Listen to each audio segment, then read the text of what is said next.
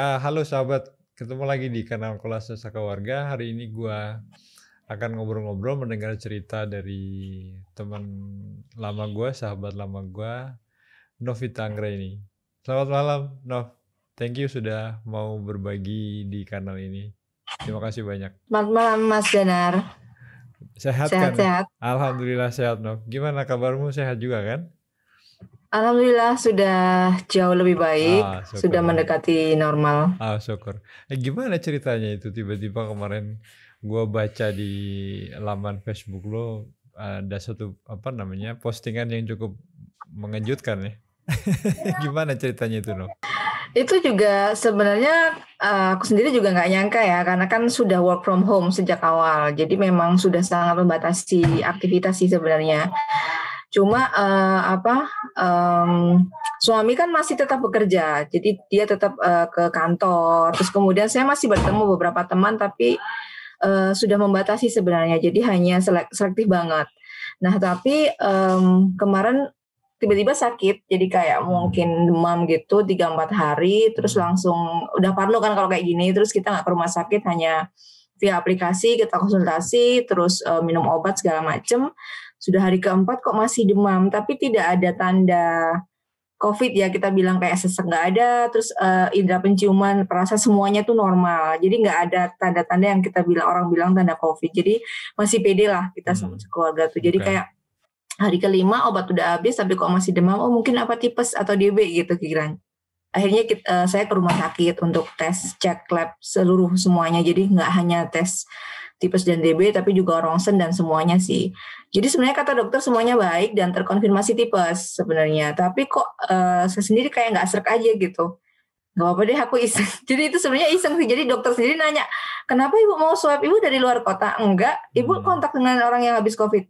Enggak juga gitu. Jadi kayak gak apa-apa sih, saya kayak pengen tenang aja gitu. Karena kan ada anak-anak di rumah dan suami Memastikan saya ya. sebenarnya komorbid kan. Dia pernah punya penyakit paru-paru. Jadi Oke. di rumah tuh rawan semua. Jadi saya pengen jaga-jaga aja. Nah setelah itu si rumah sakitnya mungkin mereka jadi curiga ya, yang tadinya mereka langsung bisa rawat karena kan waktu itu pakai asuransi. Mereka sempat memperingatkan, ibu kalau tes berhubungan dengan COVID semua dibayar sendiri, dan saya nggak apa-apa gitu. Nah tapi setelah saya ngambil tes swab itu, si rumah sakit berubah sikap langsung. Gitu. Ibu maaf karena tadi misalnya menunggu hasil tes swab, jadi nggak bisa dirawat, suruh pulang gitu. Nah ini mulai, waduh ini padahal tipesnya mulai nggak baik, jadi kayak demamnya masih, terus perutnya mual parah, masih nggak bisa makan dan makin lemes, karena itu udah hari ke-5 sakit sebenarnya. Tapi tetap akhirnya kita pulang. Si rumah sakitnya bilang kalau misalnya ibu dirawat akan dimasukkan dalam status tersangka COVID, misalnya kayak gitu juga COVID, karena ibu ngambil swab gitu. Meskipun waktu itu hasil paru-paru saya juga tes rapid juga semuanya tuh negatif, paru-paru bersih, maksudnya nggak ada problem.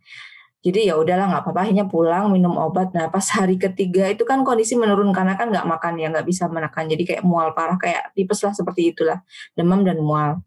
Nah terus hari ketiga tiba-tiba dapat hasil positif, kita shock. Jadi saya shock, suami juga shock, kayak tapi aku masih nggak apa-apa, aku penciumanku masih baik-baik aja, masih bisa nyium segala macam gitu. Akhirnya kan kita langsung, tapi kan bagaimanapun kan harus harus ngambil precaution yang paling jadi langsung mencari opsi rumah sakit. Kita sebenarnya sempat pengen tes lagi di tempat lain, di swab tempat lain, tapi kemudian untuk memastikan ya. karena kondisiku kan nggak baik, ya udah sekarang prioritas dapat perawatan aja. Itu sih sebenarnya. Jadi ya itu lika-likunya yang agak drama sih di situ tuh, yang mulai setelah dapat tes positif lapor ke Satgas, terus kemudian ternyata kalau aku pikir kan, aku lihat di kasus-kasus kan begitu lapor langsung dijemput atau dicek gitu kan. Yang aku bayangkan, dan aku juga nanya temenku, oh iya mbak nanti lapor aja, nanti yang di wilayah lain ya itu nanti dicariin rumah sakit gitu. Nah ternyata setelah lapor sampai 2 hari atau berapa hari, hari Rabu itu dapat hasilnya positif, tapi sampai hari Kamisnya itu kan berapa hari ya, Rabu Kamis sampai 3 hari itu nggak ada petugas yang datang ke rumah, nggak ada konfirmasi. Jadi kita panik dong, karena kondisiku jadi makin kayak menurun gitu. Karena hanya minum obat tipes itu, minum obat yang dari awal dokter itu, dan si Hermina juga kan langsung ke Herma, kita bisa nggak rawat di sana gitu. Maaf kita udah penuh untuk pasien COVID. Jadi apa, waktu itu line antriannya 3 atau 4 gitu, dan belum ada tanda-tanda pasien mau keluar. Terus kita Oke. telepon-telepon private, rumah sakit private juga sama pada penuh gitu, dan belum ada kabar baik dari, satgas yang di sini.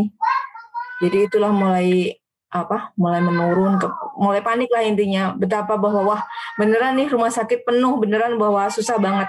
Jadi kayak mengerahkan semua semua yang kita kenal, semua Ya. teman, sahabat, siapapun ya, untuk mencoba mencari rumah sakit. Yang penting saya dirawat dulu gitu, karena kan tipesnya itu udah hari ke-7 kan sebenarnya. Jadi memang semakin melemah sih badannya, dan takut nularin juga, karena kan di rumah otomatis yang merawat kan suami saya yang komorbid, ibu saya yang sudah sepuh juga gitu. Jadi prioritas utama harus keluar dulu dari Iya. rumah nih gitu sih kemarin. Dan anak-anak masih kecil juga kan yang Iya masih masih rentan. kecil-kecil gitu, dan ya gitulah. Oke, tapi secara psikologis itu cukup mengganggu nggak, Noh? Maksudnya gini, di rumah kan udah sakit, ini ya, apa namanya, tipes.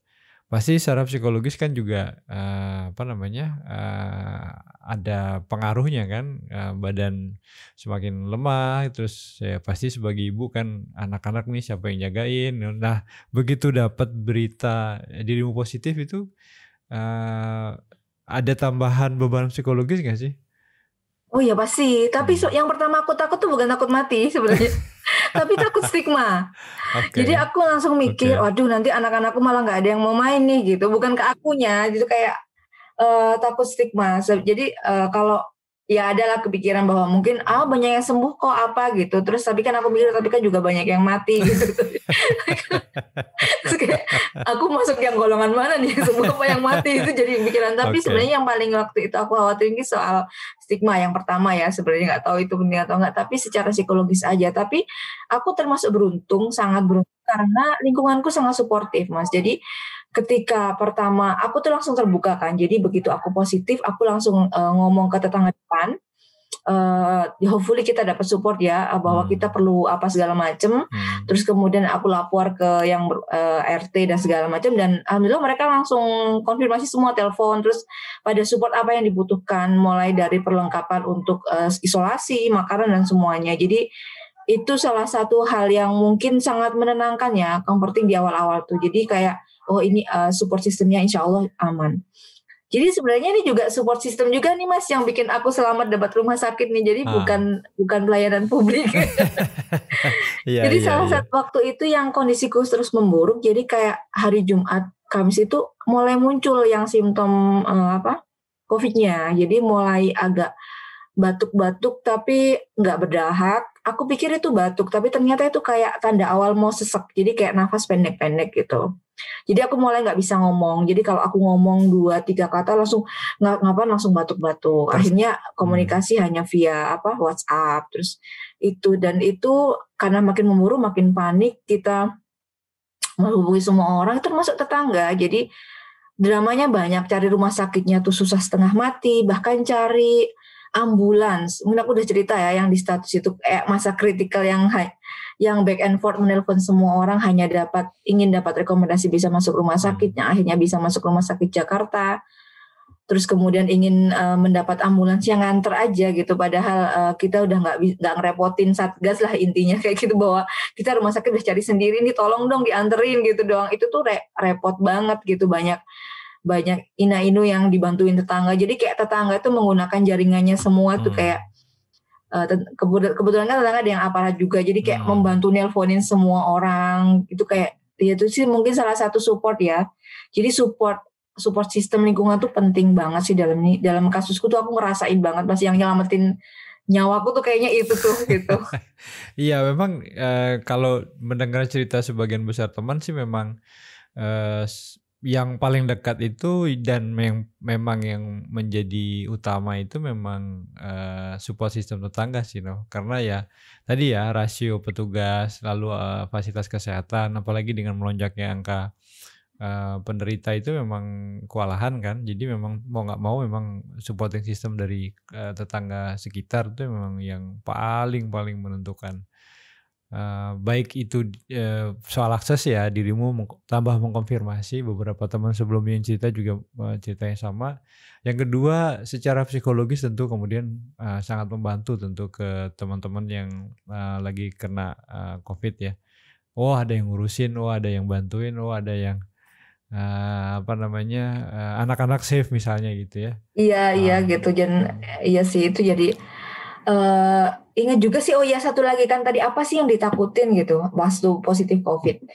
Nah itu kan teman-teman deketku tuh ada 2 yang sudah positif. Nah satu tuh ceritanya menenangkan bahwa dia dapat respon yang bagus, dapat rumah sakit yang proper lah ya. Nah temenku yang satu ini ceritanya horor banget dan itu berada di wilayahku, yaitu di aku tinggal ya di Bogor gitu. Jadi dia bilang bahwa waktu itu dia dievakuasi oleh Satgas dan dia dirawat di salah satu rumah sakit. Nah ternyata dia ditempatkan di ruangan yang sama seperti bangsal dengan pasien lain. Dan tingkat keparahannya bisa macam-macam. Dan yang bikin dia langsung drop itu adalah salah satu pasien di ruangan dia itu diplastikin semua, yang kemungkinan udah meninggal gitu loh. Dan dia stay di situ semalaman dan itu langsung bikin dia langsung drop. Jadi kebayang langsung saya, ya Allah semoga saya nggak sampai dapat yang seperti itu. Jadi sebenarnya waktu saya cari rumah sakit itu ada antara semoga dapat tapi semoga nggak dapat yang begitu gitu, karena ini kan treatment COVID di masing-masing rumah sakit itu kayak benar-benar tergantung kapasitas rumah sakit gitu. Waktu itu alasannya kan tidak ada ruang transit untuk korban COVID kan, karena kan infeksius. Termasuk ambulansnya juga sangat terbatas karena hanya ambulan infeksius yang bisa dipakai. Jadi sangat terbatas lah, segalanya serba terbatas. Jadi kebayang nggak sih Mas, kita sakit, kita panik, takut, pengen sembuh, udah nyesek, terus kita jadi satu sama mayat yang udah diplastikin gitu, dan nggak tahu kita sakitnya sama. Kebayang itu, aku aja ngebayangin udah kayak creepy sendiri gitu. Oh semoga aku nggak sampai dalam situasi itu. Jadi saat nyari rumah sakit itu juga sambil berdoa sambil pilih-pilih gitu, semoga aku nggak dapat di rumah sakit yang begini dan begitu gitu. Jadi kayak itu juga hal yang bikin stressful banget sih. Dan ketika aku dapat rumah sakit yang waktu di Jakarta, sebenarnya juga cap-cip aku juga sambil berdoa, aku nggak tahu kondisi rumah sakitnya kayak apa kan. Karena ini rumah sakit negara misalnya tuh ngebayangin, aduh nanti sudah old, bangunannya tua, aku ngebayangin kayak gitu-gitu sih, udah kayak semoga nggak apa-apa, semoga nggak horor gitu-gitu aja. Tapi bersyukur banget ketika sampai di rumah sakit ya dengan semua kekurangannya ya, terlambat, terus kemudian ternyata proses informasi situs ke dokternya responnya itu agak telat sehari, tapi so far baik gitu. Jadi kayak memang ditaruh di bansal tapi sangat layak yang aku inian. Tapi sayangnya misalnya di isolasiku itu nggak boleh keluar sama sekali. Jadi kalau misalnya saya dirawat di sana tuh 15 hari you stay in the room and no windows, nggak ada jendela. Kebayang nggak Mas? Itu kayak, tapi masih kayak berusaha masih afirmasi sendiri gitu bahwa aku masih jauh lebih baik, aku nggak tidur sama mayat gitu-gitu. Jadi kayak afirmasi diri itu penting banget sih di saat yang begitu. Meskipun mungkin temanku yang lain yang ternyata COVID itu dia dapat rumah sakit yang baik, yang dia bisa berjemur setiap pagi, yang susternya atau perawatnya ngecek setiap 2 jam. Di aku nggak begitu, tapi ya kita compare aja dengan yang lebih buruk biar kita merasa lebih baik gitu. Artinya pada saat itu hiburan satu-satunya chatting sama teman-teman ya? No, aku justru tidak chatting karena itu bikin makin stres. Jadi awal-awal mungkin itu kan terlalu banyak suggestion Mas, terlalu banyak nasihat gitu. Jadi kayak waktu itu kan kalau orang bilang kan motivasi hidup itu kan sesuatu yang berat, kayak anak, terus kemudian orang tua gitu. Yang terjadi padaku kalau aku mengingat itu, ketika aku di ruang isolasi, itu aku stop berpikir dalam. Jadi kayak gak usah mikir jauh-jauh, gak usah mikir jauh-jauh. Dan apa yang aku lakukan Mas, karena aku suka makan, aku membayangkan makanan favoritku aja. Jadi kayak aku mau sembuh karena aku mau makan mie Aceh. Aku harus sembuh, aku mau makan mie Aceh. Gitu aja pikiranku. Jadi kayak aku nggak mau. Jadi karena kalau keinget anak itu makin sedih gitu kan. Kayak gimana kalau aku nggak bisa ketemu mereka lagi, itu langsung gemeter, langsung nangis. Terus ingat orang tua, ingat apa tuh langsung deeply sad gitu. Terus kalau lihat chat itu kan zikir ini, minum ini, itu kayak makin pusing gitu. Jadi kayak bener-bener membatasi komunikasi dengan orang-orang inti yang memang ya say thank you. Mungkin aku baru membalas chat tuh setelah hari kesekian ya, setelah agak membaik. Iya, Dan aku heran kayak orang yang bisa membuat jurnal gitu, mungkin mereka lebih tahan kali ya. Karena di kasusku kayak aku tuh benar-benar nggak ada energi mas, hanya untuk bernafas aja udah bagus gitu. Dan aku tidak mau mengorbankan energiku untuk membuat sesuatu yang mungkin sebenarnya nggak penting-penting banget gitu. Dan bisa dilakukan nanti kalau mau ya. edukasi ya nanti bisa dilakukan. Jadi kayak kalimat fokus pada penyembuhan, fokus pada kesehatan itu menjadi literal gitu di saat itu ya. Dan itu tadi caraku tuh kayak nggak usah mikir dalam gitu, kayak makanan apa gitu. Jadi hiburanku waktu itu adalah scroll GoFood dan aku mulai ini download film aplikasi film online. Tadinya kan Ah, nggak begitu suka oke. nonton lama-lama, tapi ya itu satu-satunya dilakukan Oke. gitu sih mas. Tapi mungkin dalam kasusmu memang agak sedikit berbeda ya, Nov, karena kan dirimu kan ada sakit ya sebelumnya gitu. Jadi memang secara fisik drop. Bisa Iya, paham sih kalau memang, fokusnya pada ke recovery gitu. Nah, kalau yang tadi dirimu sebut sebagai orang ada beberapa teman yang contohnya bikin jurnal segala macam itu rata-rata memang OTG. Orang yang tanpa hmm, gejala gitu terus kemudian di hasilnya adalah positif, dia isolasi mandiri. Nah, itu isolasi mandiri di rumah ya seperti orang sehat kan secara fisik sebetulnya gitu, sehingga dia bisa fokus nulis jurnal, ngabisin baca buku dan seterusnya dan seterusnya, dan itu rata-rata ceritanya dari teman-teman yang memang OTG gitu. Nah, tapi iya, dalam kasusmu tuh yang pengen aku tahu ini, Nov, kan dirimu ngerasa pasti protokol kesehatan diikuti, ketat iya, gitu iya. ya. Nah, Nah, apa yang kemudian membuat, ini virus nyelonong juga itu? itu juga jadi Apa pertanyaan apa evaluasimu? itu juga jadi pertanyaan tetanggaku sih mas. Jadi kayak Mbak Novi itu bukannya yang paling cerewet, paling ini gitu, hati-hati. Bahkan aku tuh ke tukang sayur, uang kembalian tuh aku taruh di plastik. Jadi kayak dulu tuh kayak uang-uang tuh aku jemur yang misalnya habis transaksi dari luar gitu kan, itu aku taruh di plastik, aku cantolin di luar. Jadi berusaha hati-hati banget gitu. Tapi kayaknya mungkin karena suami kan harus tetap bekerja karena dia kan pegawai pemerintah.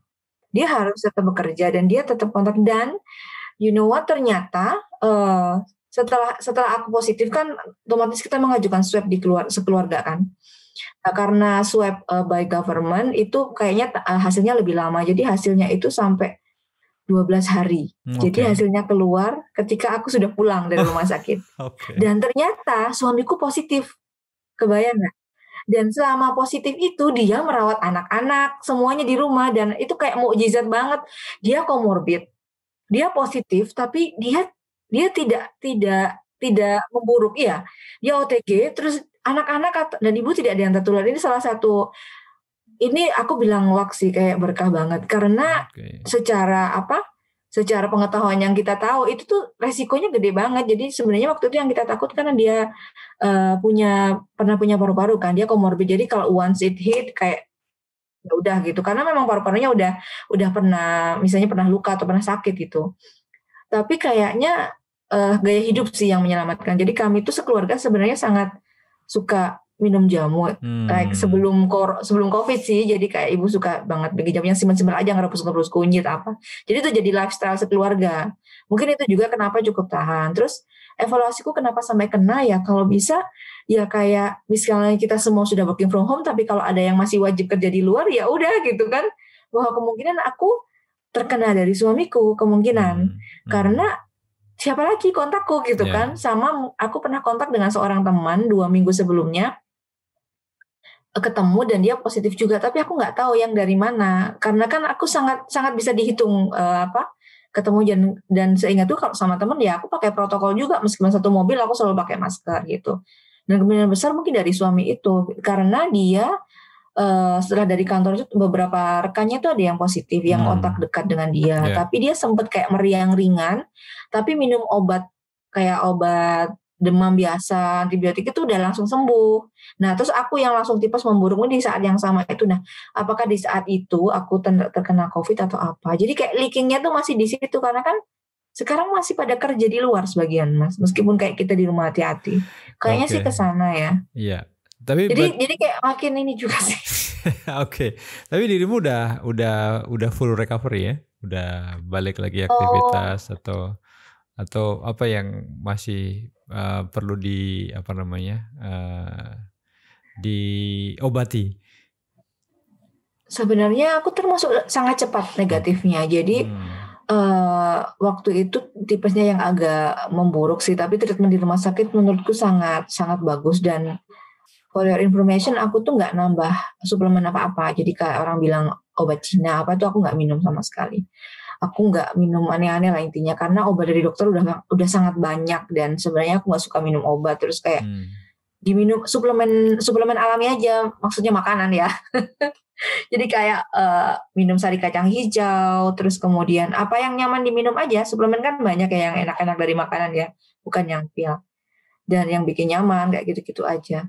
Kalau yang impact jangka panjangnya itu ke awal-awal tuh aku 7 hari langsung negatif, tapi badan tuh masih sangat lemas dan belum recovery banget. Jadi kayak begitu sampai ke rumah itu langsung di makanan sangat diatur sih. Jadi diet sih makanan yang apa boosting energi kayak vitamin B kayak kacang hijau itu setiap hari. Terus apa namanya madu kayak yang segitu seperti itu yang aku makan dan minum rutin dirutinin. Terus olahraga itu yang paling berdampak sih nafas ya.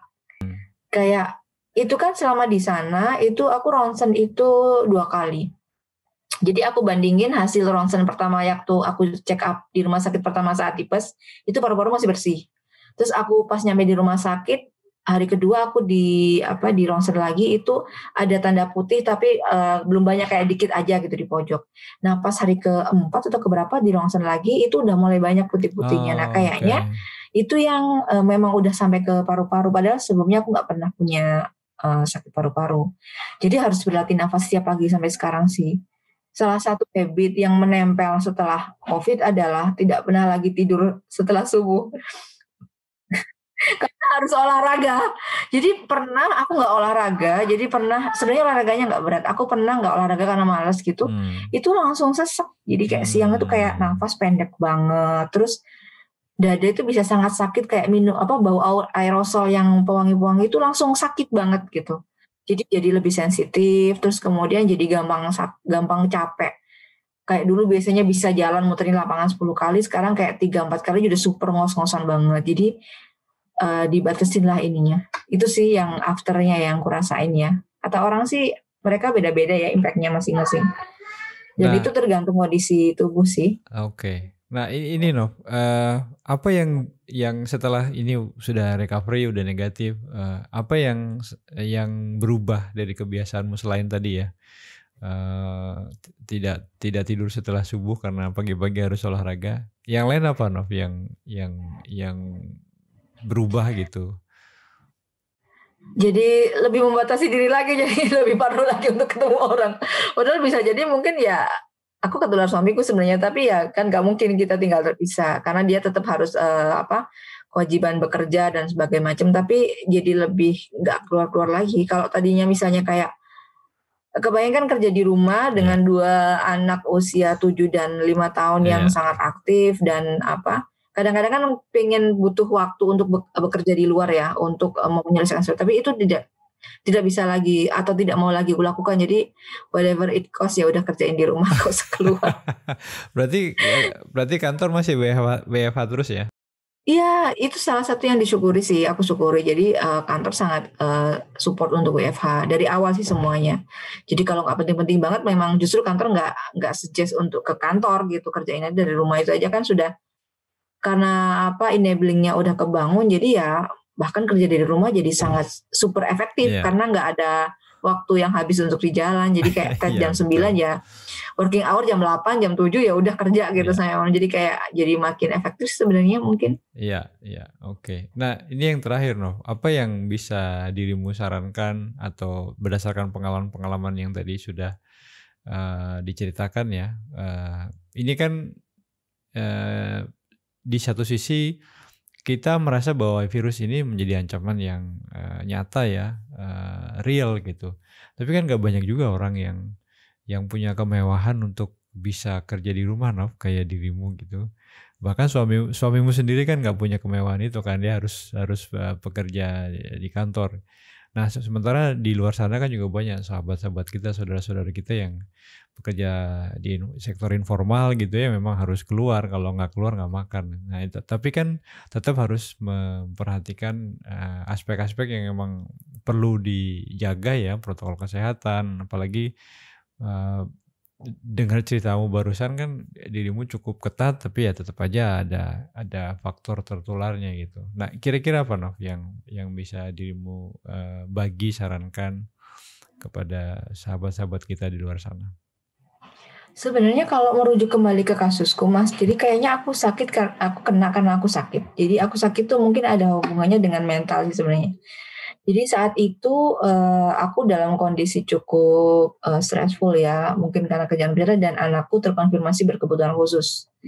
Jadi waktu itu aku sangat in a mess gitu misalnya secara mental. Terus kemudian sangat concern bagaimana menemukan sekolah yang tepat dan itu bring out stress. Jadi kayak itu kayak membuka gerbang sih menurutku. Jadi kayak kondisi mental kita itu. Jadi terus kemudian mungkin perempuan juga jadi lebih rentan karena biasanya dalam siklus menstruasi di awal-awal mereka akan lebih rentan secara fisik dan itu di kasusku juga. Jadi saat itu kayaknya komplit enabling factornya sampai aku bisa kena itu. Oke. Karena kan bisa jadi suamiku tuh tertempel atau baju-bajunya apa dapat virus kan bisa jadi di waktu-waktu yang lain. Cuma mungkin kondisiku lagi oke. Jadi saat itu aku di fase awal baru mau dapat menstruasi yang biasanya aku memang agak lemah dan agak demam dan segala macam dan itu agak umum di perempuannya siklusnya. Terus kemudian mentalnya juga lagi kelelahan gitu kan, shock. Terus kemudian masih berusaha mencari cara untuk biar anak dapat sekolah. Kita tahu kan bahwa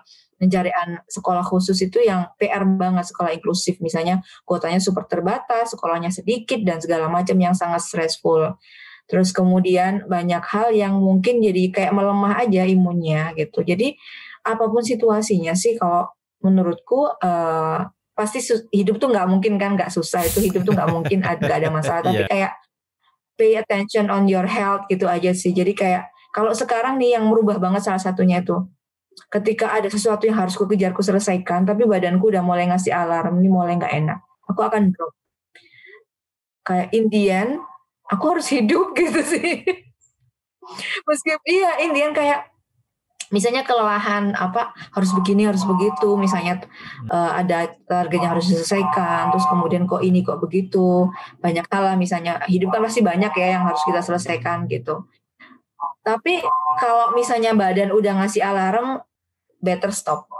Itu sih kayak bener Indian, kalau ada apa-apa, kalau mati itu semuanya ya udah nggak ada gunanya gitu loh.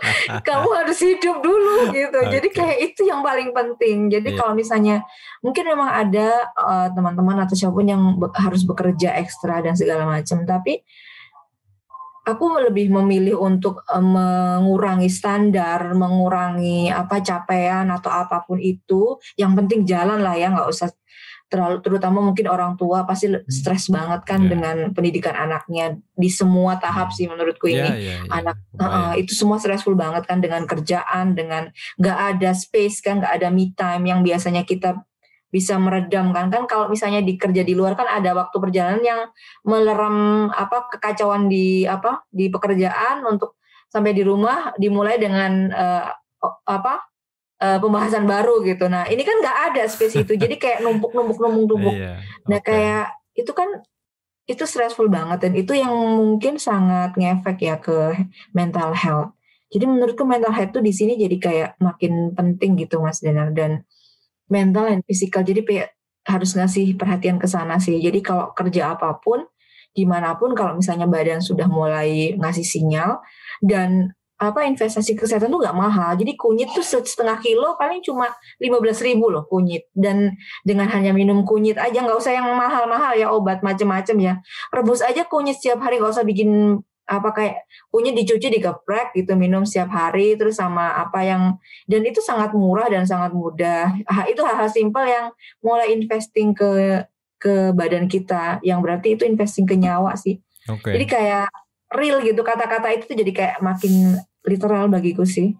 Oke, artinya memang ini semakin mengkonfirmasi ya, Nov. Artinya COVID ini memang mengajarkan kita untuk kembali ke melihat ke kekayaan yang kita miliki ya sebetulnya. Ini kan sebenarnya Iya, tradisi-tradisi dari mungkin nenek sama orang tua kita yang mungkin iya, kalau iya. sekarang sudah kita tinggalkan gitu ya. Gue sendiri sekarang rutin bawang putih aja, Nov. Iya itu kan Bawang kaya putih. banget ya Mas ya. Iya, Jadi kayak cus betul. pilih aja yang mana yang kamu oke gitu kan. Ada bawang putih, ada lemon, ada apa jambu, ada apapun tuh kaya banget. Jadi kalau misalnya itu yang bikin aku pusing awal tuh kan banyak banget nasihat minum jamu ini, jamu itu, jamu apa ini ABC itu. Dan semuanya memang benar. Yang ini bisa menyembuhkan COVID, itu bisa dan itu semuanya benar dan pilih aja yang kamu bisa minum, yang Ya, mudah kayak gitu-gitu dan kita tuh sangat sangat kaya dengan ya. itu salah satunya. Oke. Yang bikin mungkin peluang ya untuk survive meskipun ini area kegelapan karena trennya nggak juga turun, tapi kita kan tetap harus optimis ya. Ya, Kita punya ya, apa hal-hal yang sebenarnya bisa jadi survival ya, kits gitu kan untuk kita. ya.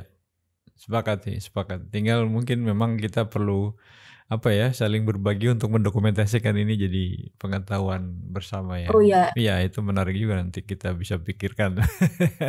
itu juga sama. Jadi salah satu yang berubah itu sejak setelah COVID itu kan ada dorongan untuk menulis setelah aku menulis satu. Itu juga banyak banget. Tulis dong terusannya kayak apa gitu. Jadi tapi itu sebenarnya karena it hit me so much kayak aku kayak kemarin tuh kayak udah diambang mati gitu rasanya karena ada di saat aku tuh sebenarnya nggak bisa nafas jadi kayak hanya sampai di sini yang bahkan nggak bisa menggerakkan tangan tanpa sesak jadi kayak Oke. sampai hanya harus diem kalau bergerak tuh harus super pelan hanya untuk menjaga biar oksigen tuh nggak sampai habis gitu itu jadi sekarang aku jadi kayak lebih hemat energi gitu loh jadi kayak memprioritaskan atau melakukan sesuatu tuh jadi kayak ya udah yang penting-penting aja nanti deh nanti gitu. Jadi kayak lebih lebih appreciate sih kayaknya ke hidup sendiri jadi. Oke. Artinya memang pesannya tadi sangat jelas ya, No. Ya kita memang harus proporsional dan adil ya. Artinya kalau tadi dirimu kan bilang kita punya target sebetulnya ngoyo kata orang Jawa ya. Tapi kalau badan udah ngasih alarm ya udah berhenti, perhatikan badan, jangan sampai kemudian justru modalitas utama untuk berkarya itu malah terganggu kan. Nah yang kedua kita sudah sangat kaya punya tanaman obat, rempah gitu dan iya saatnya lagi kemudian kita tengok ya kita pelajari kembali apa sih yang menjadi khasiat-khasiat dari tanaman obat dan rempah yang ada di sekitar kita dan itu menjadi penguat ya bahkan sebetulnya agar imun kita terus terjaga. Oke, Nov. Menjadi modality sih Mas, modal yang ini Ya, cukup kuat gitu. ya, sip. Terima kasih banyak, Nov. Sudah mau berbagi, sudah mau digangguin malam-malam. Sehat terus, Nov. Sama-sama sehat ya, yang penting hidup lah. Ya. Siap. Oke. Seideal apapun kalau nggak hidup ya nggak jadi apa-apa. Oke, siap. Artinya ya kita realistis saja. Apa yang bisa kita capai dengan kemampuan badan dan fisik kita, ya itulah yang memang bisa kita lakukan gitu ya. Karena kesehatan jauh lebih mahal dan lebih berharga ternyata. Iya betul. Oke, sip Nov. Sekali lagi terima kasih sudah berbagi. Salam sehat.